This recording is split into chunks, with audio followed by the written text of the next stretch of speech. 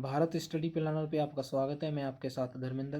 देखिए, जैसे कि मैं दिल्ली पुलिस की जो सीरीज चली हुई है मैथ के क्वेश्चनों की, मैं उन्हें डेली बाई डेली करवा रहा हूँ और आपके एग्ज़ाम के लिए बहुत ही ज़्यादा ये हेल्पफुल रहेंगे। देखिए, पहला क्वेश्चन देखिए आप।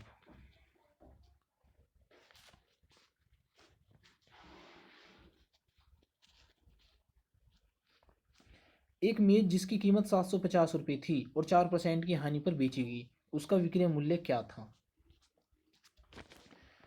देखिए, 750 रुपये में बेची गई जिसकी कीमत थी और 4% की हानि पर बेची गई, तो उसका विक्रय मूल्य बताना है। तो जो कॉस्ट प्राइस है उसका वो है 750 रुपये और 4% की हानि पर बेची गई, और क्या बताना है उसका SP सेलिंग प्राइस बताना है। और 4% की फ्रैक्शन क्या होती है? 4% की फ्रैक्शन होती है 4/100 और इससे 4 से डिवाइड करा तो 1/25। कहने का मतलब क्या है कि 25 पर 1 की हानि, तो 24/25। तो इसे काय से गुना करो आप डायरेक्टली 24/25 से। 25 3 75 और 30 की गुना 24 में होगी तो कितना होगा? 0। 4 तिया 12 का 2 का इक्वल 81 और 3 दूनी 6 7, तो 720 रुपये। ये कितने में बेची गई मेज? 720 रुपये में। डी ऑप्शन इसका। अगला क्वेश्चन देखिए। एक वस्तु का विक्रय मूल्य 2220 रुपये है, उस पर 20% का लाभ होता है, उस वस्तु की लागत कीमत क्या है? देखिए, जो 2220 रुपये में जो बेची जा रही है ना वस्तु, इस पर 20% का लाभ भी हो रहा है, तो ये क्या पूछा है? लागत मूल्य, क्रय मूल्य पूछा गया है, कॉस्ट प्राइस पूछा गया है। तो 2220 रुपये जो ये रुपये हैं, ये 20% के लाभ पर जब बेची गई वस्तु है उसके रुपये हैं, सेलिंग प्राइस। और 20% के लाभ पर बेची गई, और हमारे से पूछा है कॉस्ट प्राइस, क्रिया मूल्य। तो 20% की जो फ्रैक्शन होगी 20 एकम 20 और 20 पंजे 100, 1/5। और लाभ पर बेची गई तो 6/5। अगर जो हमें कॉस्ट प्राइस पे आना है तो 5/6 से गुना करो इसको, और 6 तिया 18 और 42, 6 सत्ती 42, 0। 370 की गुना 5 में कीजिए, 0 7 7 5 35 का 5 का 3 कैरी और 5 तिया 15 और 3 18। तो इसका आंसर क्या है? 1850 रुपये, और ये हमारा डी ऑप्शन है। अगला क्वेश्चन देखिए।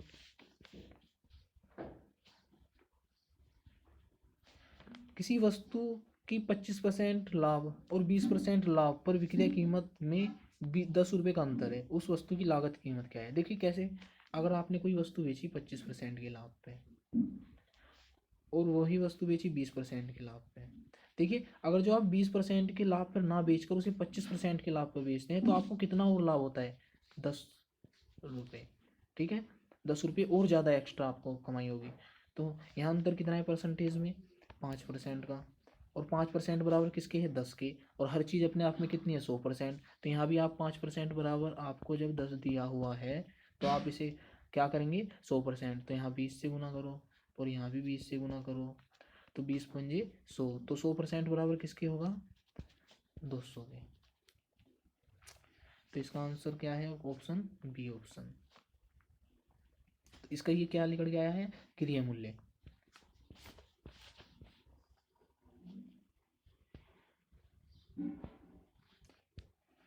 अगला क्वेश्चन देखिए।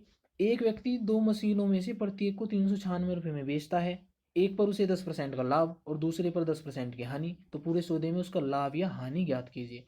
देखिए, कभी भी दो वस्तुओं को बेचने के ऊपर क्वेश्चन आए या कुछ भी आए, आपको 10% की लाभ या 10% की हानि दी है, तो उसमें सदाबहार सूत्र है जो x + y+xy/100। इसे देखिए यूज कैसे करते हैं।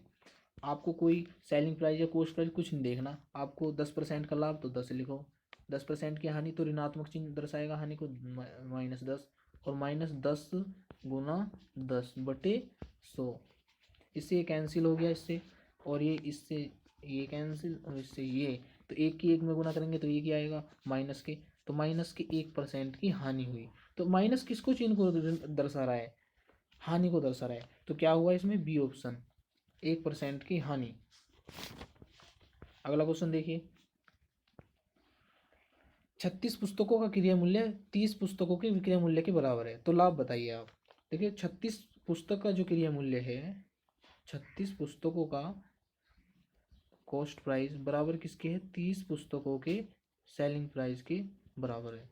तो आपको सीपी और जो cost price upon SP selling price बराबर किसके है, 30/36।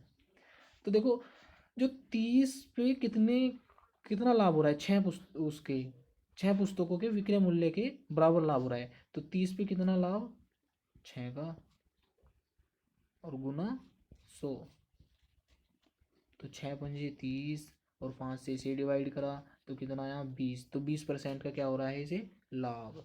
हमेशा जो लाभ लिखड़ेगा वो काय पे लिखड़ेगा, कॉस्ट प्राइस पे ही लिखड़ेगा। अगर जो उसने कहा सेलिंग प्राइस पे, कभी 1-2 क्वेश्चन बन जाता है तो उस पे काटना है आपको, न हर लाभ या हानि हमेशा किस पे लिखड़ेगी, कॉस्ट प्राइस पे, लागत मूल्य पे ही लिखड़ेगी।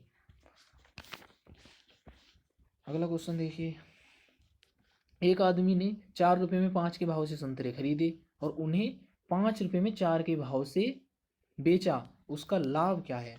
देखिए 4 रुपये में 5 के भाव से संतरे खरीदे, और ये क्या है इसका, सीपी कॉस्ट प्राइस, इस हिसाब से उन्हें खरीदे और क्या काम करा, और 5 रुपये में 4 के भाव से उसने सेलिंग कर दिया, बेच दिए। तो हमें कभी भी ऐसा क्वेश्चन आए तो जो वस्तु हैं, जो संतरे हैं इसमें दिए हुए हैं, ये बराबर करने हैं, क्योंकि कॉस्ट प्राइस की भी और सेलिंग प्राइस की भी। तो यहाँ का ऐसे गुना करूँगा मैं 4 से, और यहाँ का ऐसे गुना करूँगा 5 से। अब अगर जो मैंने गुना करी है तो 4 इसकी भी, इसमें भी होगी और इसमें भी होगी, तो 20, 5 चौक 20 और 4 चौक 16। तो 16 रुपये में कितने संतरे आए थे, 20, और 5 की गुना इसमें करो 25, और 5 चौक 20, तो 25 रुपये में कितने बेच दिए, 20 ही, मतलब तो 16 रुपये की जो वस्तु आई थी, मतलब जो संतरे आए थे वो कितने में बिके, 25 रुपये में। तो 16 पे कितना लाभ हुआ, 9 का, और गुना 100।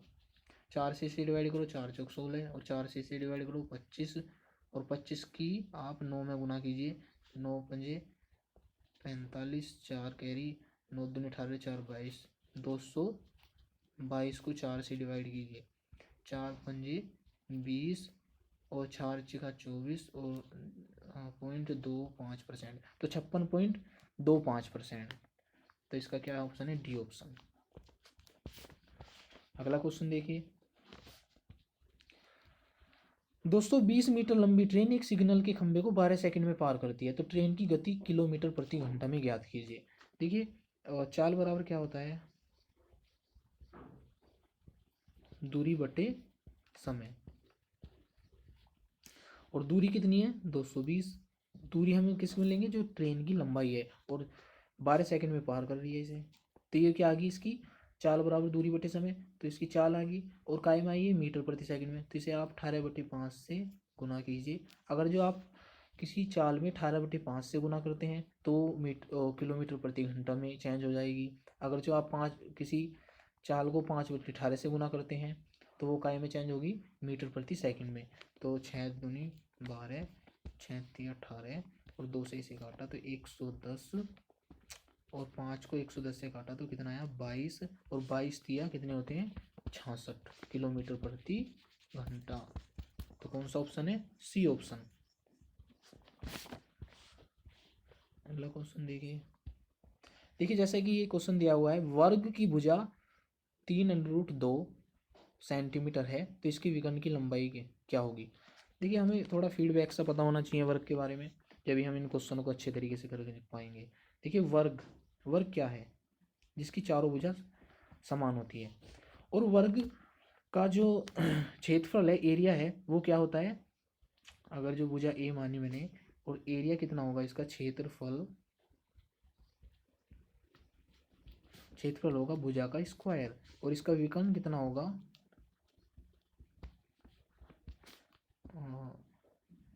√2a भुजा होगी मतलब, और इसका परिमाप क्या होगा, 4a। और मेरे से क्या पूछा है, इसका विकर्ण पूछा है, विकर्ण की लंबाई क्या होगी, और भुजा कितनी दी गई है, भुजा दी गई है 3√2, और विकर्ण पूछा है, विकर्ण क्या होता है इसका, √2a। और भुजा क्या है इसकी, ए बराबर क्या है 3√2। तो इसे टेक दीजिए √2 गुना ए की जगह 3√2 और 3 बराबर 3 और √2 की 2 में गुना करूँगा तो कितना है 2 और 3 दूनी 6। तो इसकी लंबाई विकर्ण की कितनी होगी 6 सेंटीमीटर। अगला क्वेश्चन देखिए, देखिए इसमें विकर्ण देके आपसे वर्ग का क्षेत्रफल पूछ लिया गया है। तो विकर्ण क्या था √2a बराबर किसके है 20 मीटर के। तो a बराबर कितना होगा 20/√2 और इसका क्षेत्रफल क्या होगा भुजा स्क्वायर। तो इसका ही आप क्या कीजिए स्क्वायर कीजिए।